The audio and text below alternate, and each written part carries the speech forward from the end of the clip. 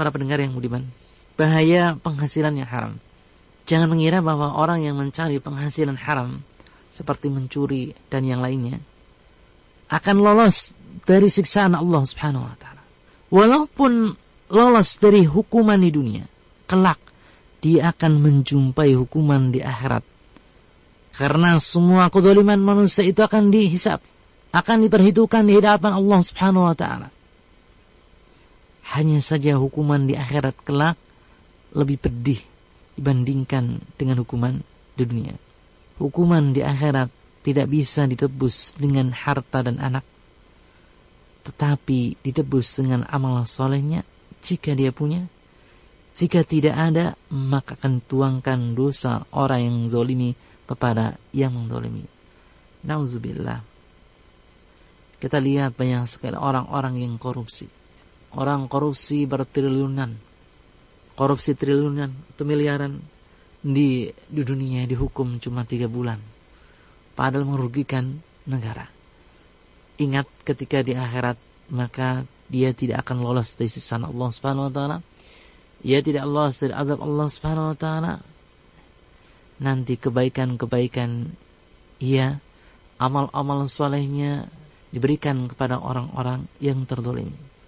Kalau dia korupsi dari uang rakyat, maka amal-amal solehnya itu dibagikan kepada rakyat. Kalau tidak mencukupi, maka dosa-dosa rakyat ditimpakan kepadanya, ya, untuk menebus kesalahannya ketika di dunia. Rasul bersabda di hadapan para sahabat, tahukah kalian yang dimaksud dengan muflis, orang yang bangkrut? Kemudian para sahabat menjawab, al-muflis fina man la dirham wala mata. Wahai Rasul, sungguhnya orang yang bangkrut dari umatku adalah orang yang tidak memiliki dirham dan juga tidak memiliki harta benda.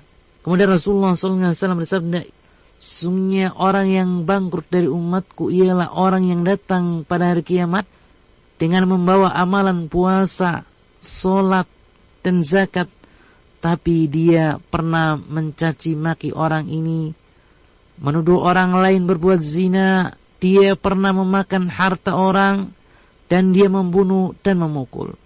Maka pahalanya diberikan kepada orang yang dia zalimi. Bila pahalanya habis sebelum selesai tuntutan dan ganti tebusan atas dosa-dosanya, maka dosa orang-orang yang menuntut itu diletakkan di atas bahunya, lalu dia dihempaskan ke dalam api neraka. Hadis riwayat Muslim. Kemudian bahaya penghasilan riba. Lembaga atau perorangan yang membungakan uang pada zaman sekarang banyak sekali. Rasa-rasanya tidak terbendung. Ya. Kalau mereka mengutangi 10 juta, harus dibayar dengan 12 juta. Dibayar dengan 11 juta. Ataupun lebih dari itu. Mereka kemas transaksi ini dengan beraneka macam bahasa yang tidak jelas. Ya. Seperti misalkan tanda terima kasih, balas jasa, bagi untung, dan bahasa-bahasa yang lain. Para pendengar yang budiman, tahukah Anda bahaya riba? Bahwa riba diperingai Allah Subhanahu wa taala. Allah Subhanahu wa taala berfirman, wahai orang-orang yang beriman, bertakwalah kepada Allah dan tinggalkan riba jika kamu orang-orang yang beriman.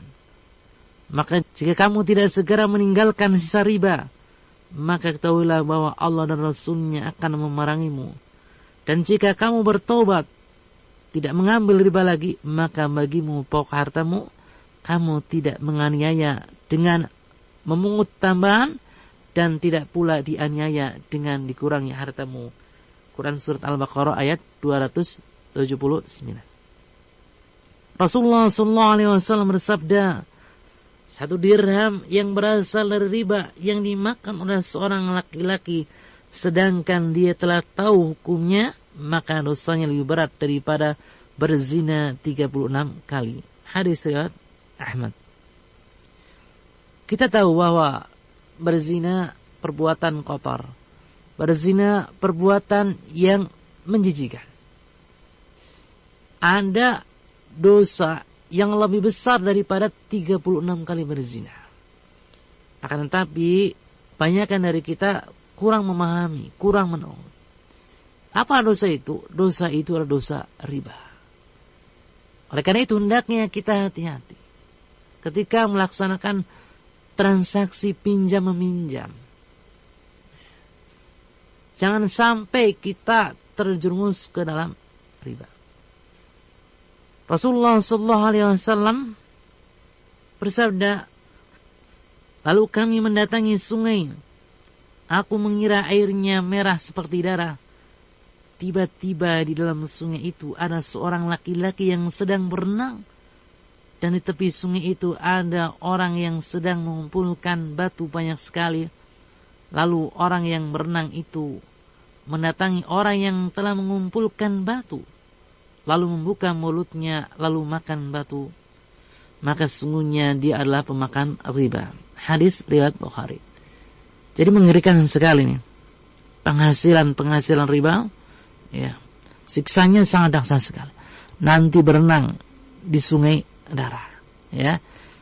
Ketika berenang di sungai darah, kemudian menepi, ya, di samping sungai tersebut, tepi sungai tersebut ada seorang yang membawa batu-batu besar, batu-batu yang banyak. Kemudian ketika orang yang berenang itu menepi, ya, batu tersebut dimasukkan ke dalam mulutnya. Yang selanjutnya bahaya riswah, suap menyuap. Ya. Budaya suap menyuap telah merajalela di negeri kita ini. Ya, telah bertebaran. Ketika pencalonan pemimpin, ketika mencari pekerjaan, ketika kenaikan gaji, ketika kenaikan pangkat, ketika ingin masuk pendidikan tinggi, agar lolos dari hukuman, agar dimudahkan dari hukuman, para Rasulullah SAW bersabda, sungguhnya orang yang menyogok dan sogok itu dalam api neraka. Allah Subhanahu wa taala berfirman, dan janganlah sebagian kalian memakan harta sebagian yang lain di antara kalian dengan cara yang batil.